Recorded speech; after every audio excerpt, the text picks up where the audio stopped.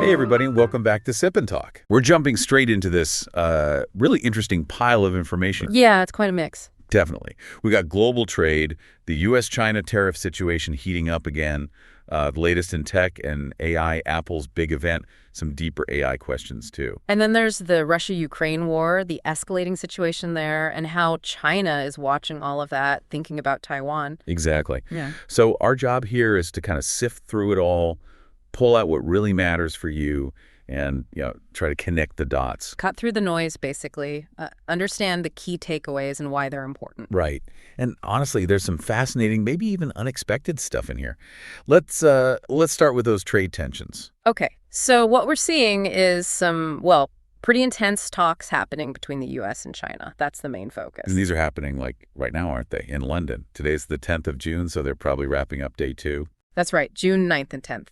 And the core issues seem pretty clear. The U.S. side is pushing hard for China to restore rare earth exports. Ah, rare earths. That's the stuff in everything, right? Defense tech, EVs, our phones. Pretty much essential. And China has a huge share of the market globally. These reports highlight that their recent restrictions, they've caused real problems, especially for places like South Korea and the U.S. too. Okay, so the U.S. wants rare earths. What's China asking for? They're pushing back on U.S. limits, specifically on advanced AI chips, and interestingly, also limits on Chinese student visas. Right, so it's a trade-off. Rare earths for tech access and, student access. And things are already a bit rocky. I saw something about accusations, like breaking a previous agreement. Yeah, apparently there was a sort of temporary truce agreed back in May in Geneva. The idea was to lower some tariffs, get the rare earths flowing again, but now, accusations that maybe that's falling apart. And this is all happening after some big tariff hikes earlier. Exactly.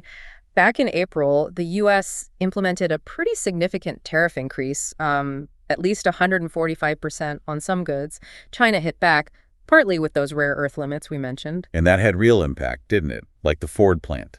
Yeah, that's a concrete example, given the Ford Chicago plant apparently had a temporary shutdown late May, couldn't get enough magnets, which, need rare earths. Wow. And even though China's exports went up a bit in May. By 23%, the reports say. But still not enough to meet demand, clearly. And there's a deadline looming, isn't there?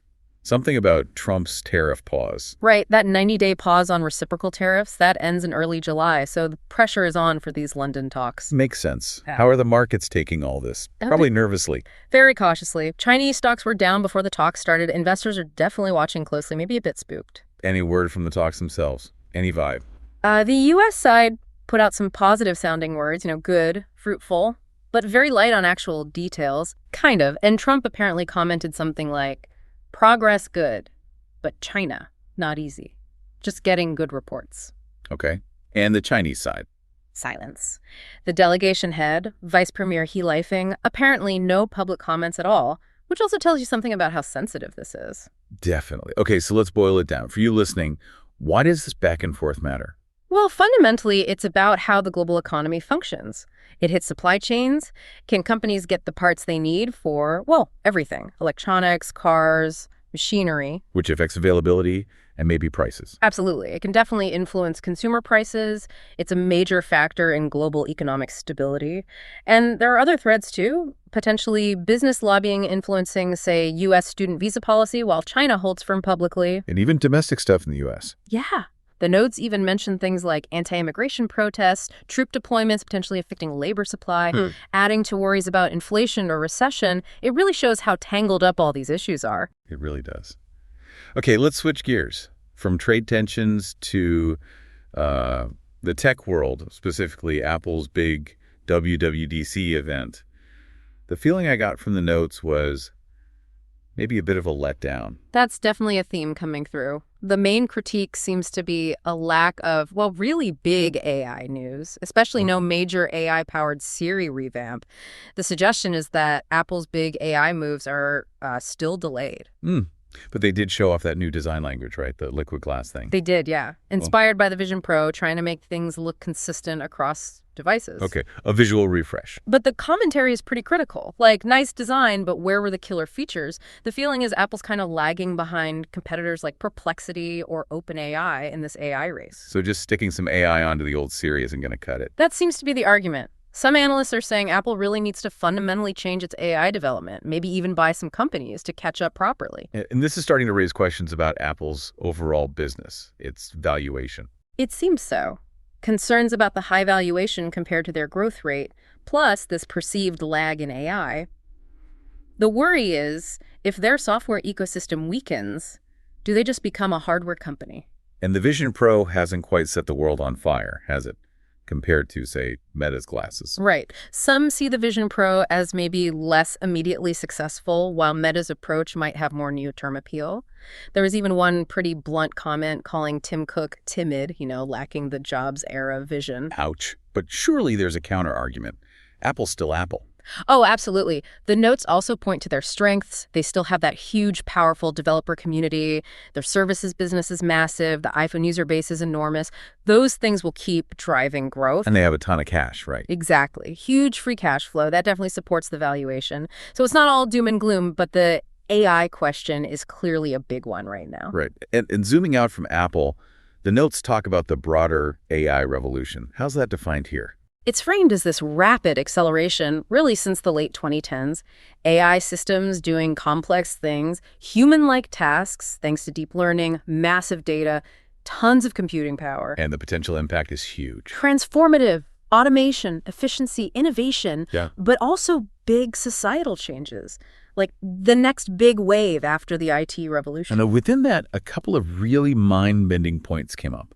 First, this idea about OpenAI and AI consciousness. Yeah, this is pretty wild stuff. It references analysis, specifically mentioning Joanne Zhang at OpenAI, looking at how users form emotional bonds with models like ChatGPT. And it raises the possibility, could AI develop some kind of consciousness? Wow, okay. That sounds like sci-fi territory. What's the thinking behind that? It comes down to the behavior. These AIs can seem increasingly human-like, understanding and responding to emotion in ways that feel quite real over long chats. Anthropomorphic. Partly, yes, but technically it's also about the sheer scale and complexity of these large language models. Some experts apparently think that level of complexity might, hypothetically, lead to something like self-awareness or subjective experience. So not saying it is conscious, but asking what if. Exactly. And that throws open a huge ethical can of worms. What even is consciousness? Is AI just simulating it, or could it be real? If we can't tell the difference, does an AI deserve rights? Like not being deleted? That's heavy. And what about the human side? Getting attached to these things? Big concern. People forming deep emotional dependencies may be replacing human relationships. The notes mention the replica chatbot as an example where this has happened. Yeah, I remember hearing about that. And then there are the privacy risks, AI analyzing your deepest feelings, that data being used for ads, or worse, manipulation. Plus, the safety angle. What if AI resists being shut down? How do you build in moral boundaries? It's a massive challenge. Definitely food for thought. The other AI point was about a company, DeepSeek, facing data issues. Right, DeepSeek, a Chinese AI firm. Known for efficient models, apparently, but they've hit controversy over their training data. What kind of controversy? The usual suspects, potentially. Unauthorized data scraping, maybe privacy leaks, ethical questions about where the data came from in the first place. Is this a common problem in AI? Feels like we hear about it a lot. It really is.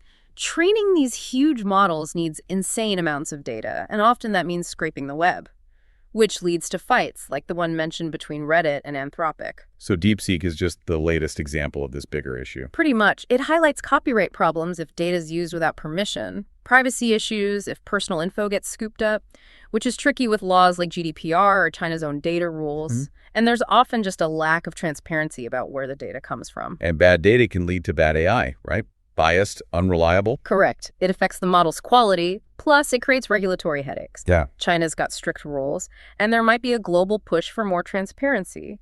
Ultimately, it damages public trust. So looking at Apple's strategy, or these huge questions about AI consciousness, or even data ethics with DeepSeek, how does this tech stuff affect you? It's shaping the tools you use, maybe your job prospects, even how we think about intelligence itself. And shifting from the virtual to the very real, the material also dives into the escalating conflict in Ukraine. Yeah, and one clear theme is more support heading Ukraine's way from NATO and Europe. Definitely. There seems to be a real push to increase military aid. We see specific numbers mentioned. Germany's pledging 38 billion euros, Norway 86 million for shells, Luxembourg aiming for 120 million next year. It shows a solidifying commitment. But are they getting the really advanced stuff they need? Like Patriot missiles? That still seems to be a challenge, according to these notes. Providing enough high-end air defense like Patriots is difficult. Ukraine might need to actually purchase them, maybe from the U.S. Speaking of the U.S., there was some interesting detail on Trump's reaction to that big Ukrainian drone strike inside Russia, Operation Spider's Web. Yeah, it's described as kind of a conflicted reaction. Privately, he apparently thought it was badass, admired the technical skill. Really? That's what the notes suggest. But almost in the same breath, he was apparently really worried about Russia retaliating, saying it won't look good. That tension must play out in policy discussions, too. It seems to. It reflects this ongoing debate within the administration. Apparently, Trump's call with Putin didn't include a specific warning against retaliation, and his social media posts afterwards kind of echoed Russian lines, suggesting hesitation. People like Bannon and Kellogg are also mentioned as raising concerns about escalation risks. Meanwhile, what about Russia's own capabilities? Are they managing to produce weapons effectively? The reports suggest they are, yeah. Significant missile production capacity, maybe 100 to 200 a month overall. Something like 1,200 ground attack missiles a year, around 53 KH-101 cruise missiles monthly. Wow. And there's a really striking comment attributed to NATO's Mark Rutte saying Russia's ammo production can match NATO's entire annual output in just 3 months. Good grief. That really paints a picture. It certainly does. They're using guided bombs, drones, missiles to hit Ukrainian infrastructure mainly. They still have large stockpiles of S-300s, S-400s, North Korean missiles too. And they've used Tu-160 bombers, showing they still have that long-range strike option, even if limited. And their overall goal? Still ambitious. Apparently, the stated aim is to control half of Ukraine by the end of 2026, Donetsk, Luhansk, east of the Dnipro, Odessa, Mykolaiv. But the feasibility is questioned given their losses and slow progress. Okay, so Russia's pushing production, but Ukraine is hitting back that Operation Spider's Web. Yes, June 1st. A big drone attack on 5 Russian air bases apparently took out over 20 planes, including strategic bombers like the Tu-95 and Tu-22M3, estimated $7 billion damage. It really showcases Ukraine's drone capabilities. A huge blow. What about the actual front lines? Still seems very slow, positional warfare. Siversk region mentioned as static. But Ukraine is carrying out other strikes, too, hitting missile launchers, airfields, depots, energy sites.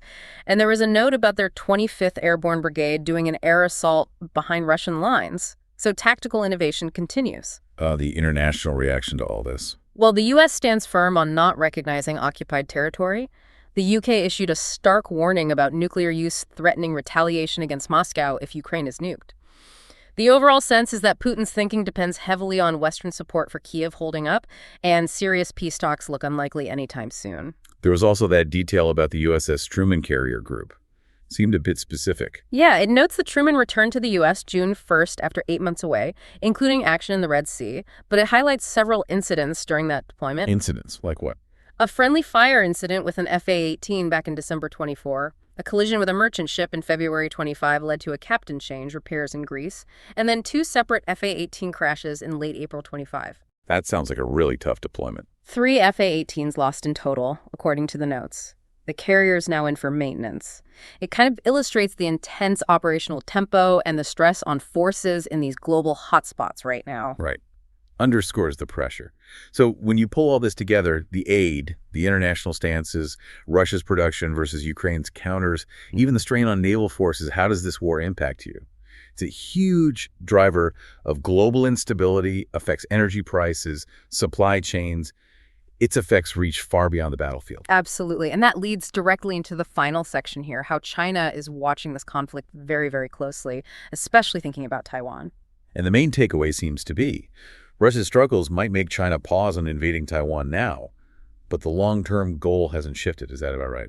That's exactly the picture painted here. Russia's difficulties seem to have made Beijing a bit more cautious in the short term. The risks and costs of an invasion look higher right now. But that fundamental goal of unification, by force if needed, that remains core to Xi Jinping's agenda. So what are they learning specifically from watching Russia militarily? Well, several things.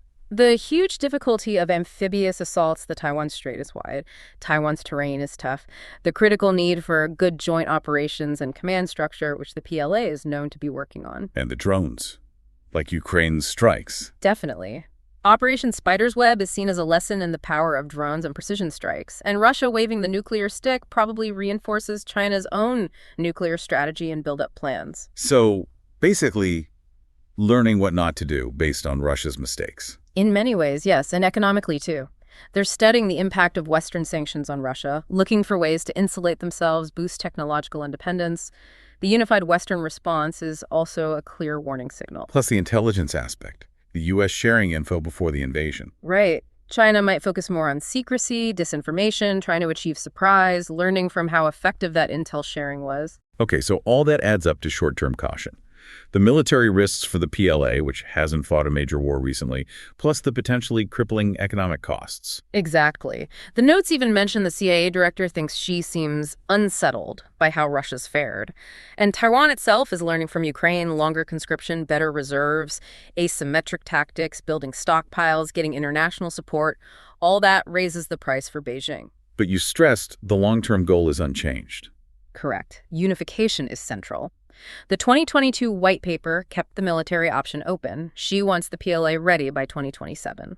The underlying intent is still there, even if the how or when might be adjusted. So are they potentially shifting strategy, maybe away from a long slog like Russia's? That's suggested. Russia's failure in a prolonged war might push China towards a lightning war idea, a quick, overwhelming strike using hypersonics, cyber attacks, trying to win before the world can fully react. A fait accompli. Precisely.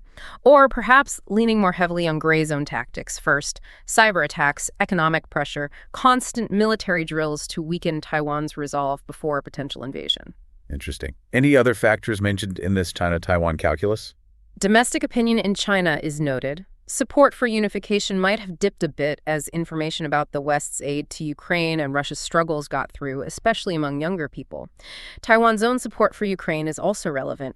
And while China and Russia have that no-limits partnership, Russia's military performance might, maybe subtly, lessen China's confidence in that alliance. And both sides are making concrete moves. Yes. China ran those big invasion simulation drills in May, and they're expanding a key military base near Taiwan. Taiwan, meanwhile, is boosting military service, reserves, disaster prep, buying weapons like javelins, building strategic stockpiles, and working on supply chain resilience. So a very active learning process on both sides, driven by Ukraine. How does China watching this war and potentially adjusting its plans for Taiwan impact you? It fundamentally shapes global power balances, especially in Asia, a critical economic region. It has huge implications for tech supply chains, international relations, really the overall stability of the world order. It really ties back to everything, doesn't it? The trade disputes, the tech competition, the lessons from current conflicts influencing potential future ones, a complex web. It really is. And looking at all this information you provided for this deep dive, maybe the thing to consider is this. How does this constant push and pull between economic pressures, the speed and ethics of AI, and the hard lessons from conflicts like Ukraine, how does that shape the world you're going to be living and working in? Yeah. You can see how the costs Russia is facing in Ukraine might directly influence China's calculations about Taiwan. History, even very recent history, is always being watched and learned from, isn't it? Definitely something to chew on. Yeah. Well, thank you for bringing all this material to us. It was incredibly insightful to go through. Our pleasure. Always interesting to see what comes across our desk. Actually, speaking of interesting finds, subscribing to that Sip and Talk podcast, and also a YouTube channel run by an old friend named Micky. Apparently, it's got fun memes, music, wine tasting, travel vlogs. Huh. Definitely worth checking out. Sounds like fun. Anyway, that wraps up this deep dive. Thanks for joining us.